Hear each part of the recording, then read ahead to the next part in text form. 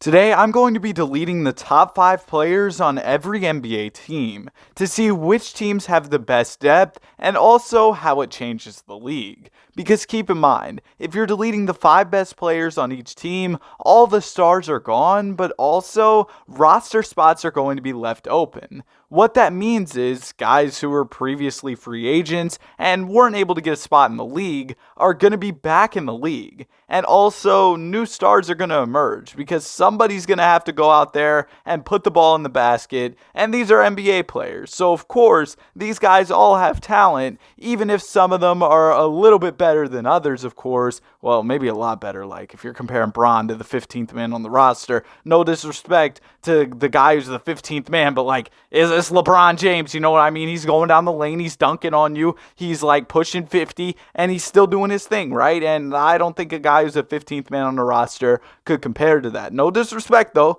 Maybe I don't know ball, maybe I'm wrong. I know the 15th man on the roster would drop me off. Yeah. All right. But when you look at these rosters, teams are getting absolutely cooked. Like the best player on the Miami Heat is Kevin Love. No disrespect to Kevin Love, but like it isn't 2012 anymore. It's going to be rough for the Miami Heat. And some of these younger teams, they've got some young players who maybe can do something. They got some potential or some that they can work with, like Talen Horton-Tucker. You know, maybe he can carry the Jazz. He can save the team. And then you've got for the Kings, Malik Monk. I think Malik Monk could be interesting as like a main scoring option. He's definitely good at getting buckets. Josh Hart for the Knicks, he can get lots of offensive rebounds and stuff. For the Lakers, unfortunately, Laker legend Austin Reeves was deleted from the roster, but he's really him, so you'd expect him to be a top 5 player on the Lakers, by the way.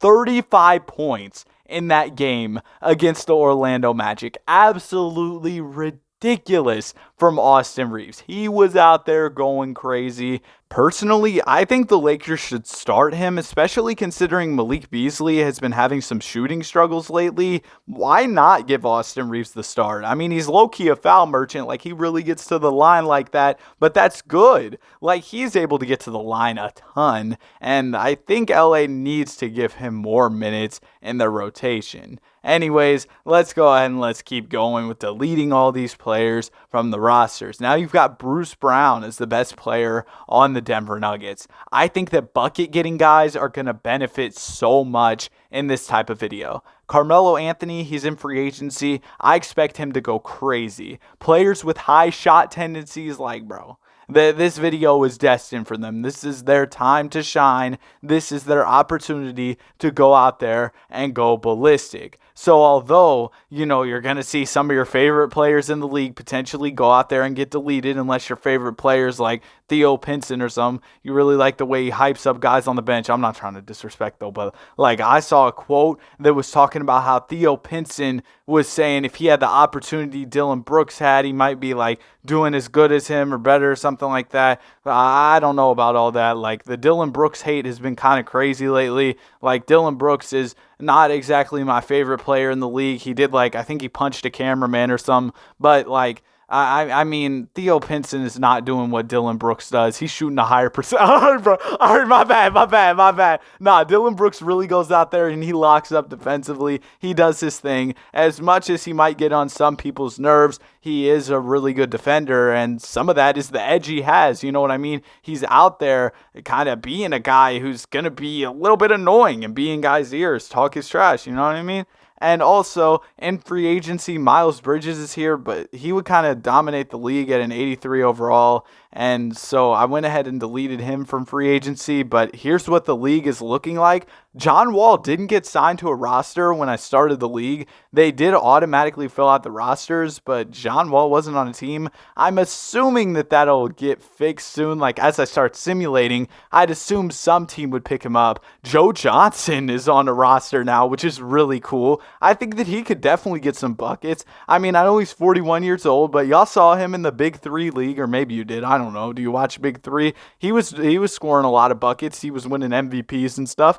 But when we get to the All-Star break, John Wall is indeed on a team, and he is an All-Star captain. Ben Simmons is also an All-Star captain. So the Ben Simmons revenge tour is here.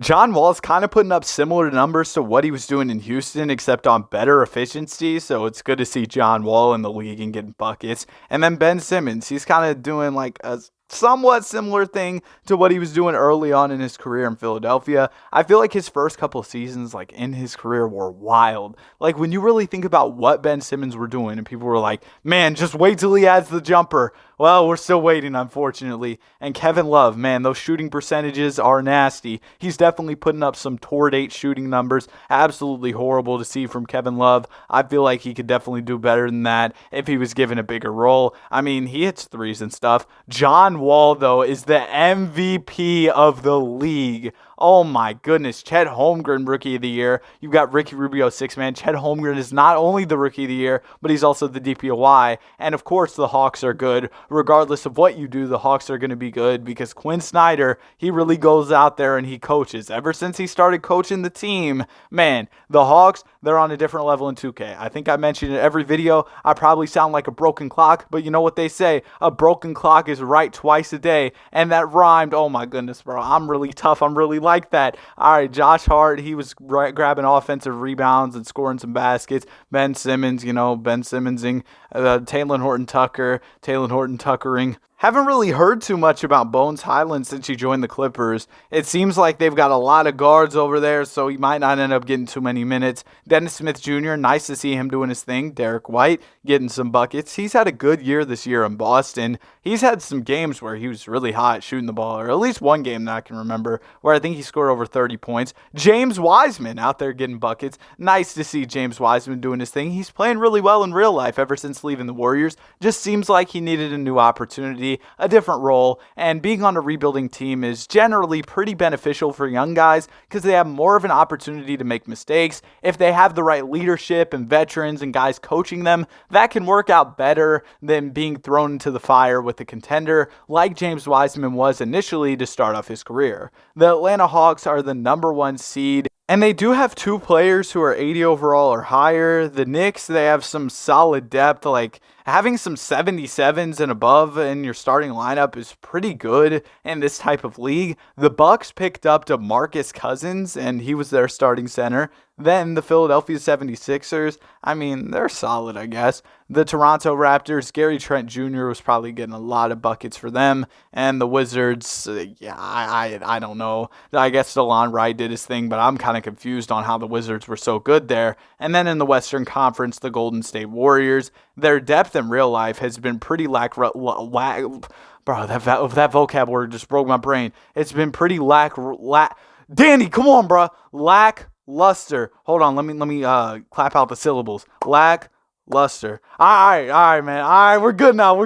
right, my bad. And there's the other teams, but I just had to get that word out real quick, and I wanted y'all to go through the process with me. Anyways, let's go ahead and let's get into these playoffs. I'm pretty excited for these. It's going to be interesting to see how teams do with these players who were good gone out of the league. W commentary, Danny. You're really on a hot streak. All right, the Warriors end up winning in 5 games, but the rest of the series are all 3-2. So seems like we're going to have a lot of comp here in the first round. Going to be interesting to see how these go. And we actually have a ton of Game 7s. The Bucks and the Nuggets do go ahead and advance in 6 games, but we've got a ton, and I mean a ton of Game 7s to go ahead and simcast, so we'll see how these Game 7s go. And in our first Game 7, we had the Pelicans and the Toronto Raptors. And in this one, the Pelicans went ballistic. B-Ball Paul Reed, he was out there doing his thing. Daniel House with 22, Montrezl Harrell with 22. They had a lot of guys scoring for them, and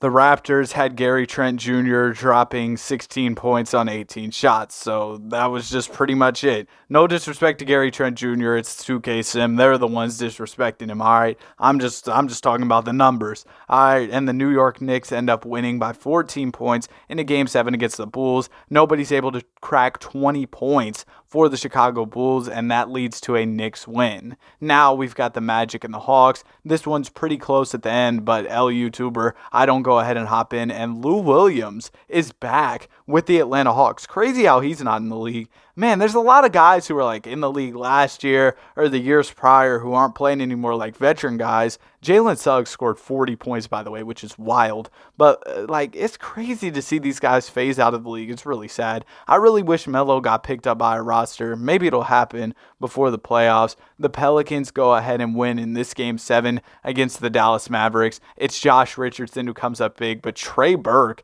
gave it his all. He was averaging 24.4 points per game in the playoffs and over 17 a game for the Mavericks in the regular season. Absolutely great from Trey Burke, but unfortunately it's just not enough, and he's going to be watching the rest of the playoffs from his couch. Now let's go ahead and let's see how the rest of these playoffs go. It looks like we're going to have some more really competitive series, maybe just due to the fact that guys are pretty close in overall and there's no real dominant team. Well, as I say that, we only have one Game 7, but I feel like we're going to have more comp just due to the fact that guys are pretty close in overall. We don't really have stars in the league anymore. Although I thought it was Joe. It was Jalen. Man, Joe was on the Bulls, but bro, that would have been so much cooler if it was Joe Johnson. I saw Jay Johnson and I was like, oh, it's ISO Joe. But it wasn't ISO Joe. And now the Philadelphia 76ers are taking on the New York Knicks here in the conference finals. We've got Josh Hart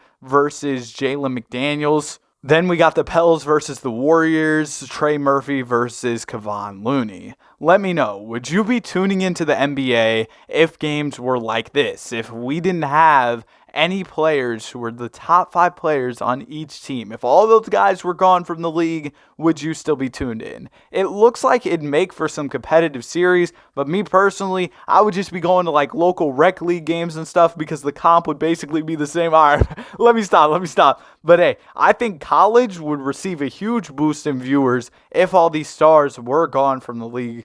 I mean, March Madness is going on right now. A lot of people like March Madness. Personally, I don't get too into it. I might make a bracket, but I don't really know what's going on whenever I'm making the bracket. I saw there was a team called Drake. I think they ended up losing though. Aubrey Graham. All right. We've got a pivotal Game 5 here. The Pelicans with the chance to win it, miss a 3. The gameplay, I hopped in to watch with a little bit under a minute left. Nobody was scoring any type of buckets. It was absolutely awful. I think due to the fact that these guys have lower overalls, they just kind of play bad when you hop in. I mean, it seems like the Warriors were doing their thing in this game. I didn't see any type of buckets, though, from this roster. I mean, in real life, it's confusing because when you look at this team, in real life, their depth, yeah, it's kind of bad. No offense to the Warriors or anything, but their depth has been getting cooked, and they have a great starting lineup, but the depth just isn't there. And they lost 11 games in a row before finally breaking that losing streak against the Houston Rockets. But, no disrespect if you're a Rockets fan, but it's the Rockets. They haven't even won 20 games on the season. The Warriors, it's confusing because they just won the ring, but it seems like a lot of that championship DNA has faded away. They might need a DNA test because it's gone. What did Lizzo say in that one DNA test song? Why men great till they gotta be. The Knicks are moving on to the finals. She used to be on the radio all the time. Every time I turn on the radio. I mean, Lizzo's got some bangers though. Don't get me wrong. Ty Jerome goes ahead and wins conference MVP for the Warriors as they advance, and Josh Hart is the Eastern Conference Finals MVP as the Knicks are advancing. Dante DiVincenzo comes up big in a Game 7 for the Warriors, and now we've got a Warriors-Knicks Finals. I'm excited for this one. We've got Derrick Rose here. We've got Kevon Looney here. We've got Josh Hart, Dante DiVincenzo, Ty Jerome. All right, let's see how this goes. Early on, the Knicks, they're dominating. They're up 3-1, and the Warriors, with their back against the walls, respond. This isn't the team with Steph Curry that blew the 3-1. They're coming back from down 3-1. Oh man, the Warriors fans are going to be flocking to the comment section. It was a joke, guys. If you made it to the end of the video, comment 3-1. I hope you enjoyed the video. Have a great day. Be sure to like and subscribe. Jonathan Kuminga, Finals MVP. See y'all in the next one. Peace.